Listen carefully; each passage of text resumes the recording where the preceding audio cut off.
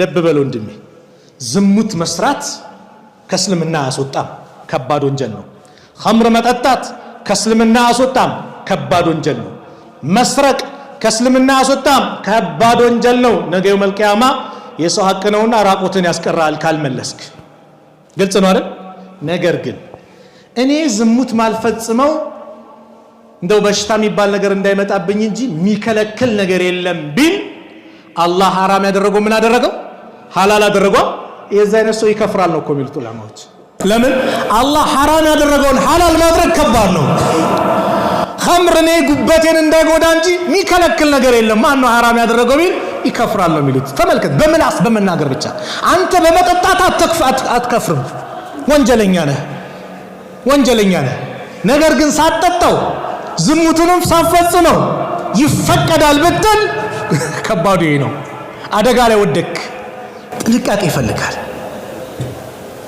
ጥንቃቄ ስለዚህ በመልካም ነገር እንተባበር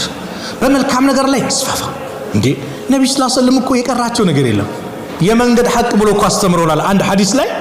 የመንገድ ሐቅ ታውቃላችሁ የመንገድ ሐቅ አለ أبي سعيد الخدري باستلالت حديث يا الله ملك تنيا صلى الله عليه وسلم قالوا إياكم والجلوس في الطرقات أنا أدراتون تتنككم بمنقدوش دار لك مكمامت تتنككوا علاتشو فقال يا رسول الله صاحب أمت الله ملك تنيا وي ما لنا من مجالسنا بد እንደው نتحدث فيها እኛ መቀመጣችን ከወት ካልሆነ ግድ ከሆነ የምንጫወተው የምናወራው ነገር ካለንስ አሏቸው فقال رسول الله صلى الله عليه وسلم يا الله ملكتنيا نبي عليه الصلاة والسلام من وراءቸው فإذا أبيتم إلا المجلس እንደው ከመቀመጥ ውጪ እምቢ ካላችሁ የግድ ነው ካላችሁ فاعطوا الطريق حقه የመንገድን ሐቅ ስጡ አሉ የመንገድ ሐቅ አለው ብለ ያስተማረን ኢስላም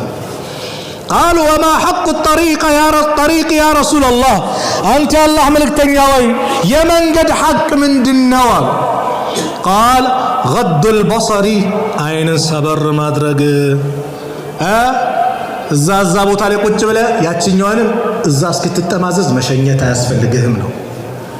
ባይነህ ማለት ነው ግልጽ ነው غض البصر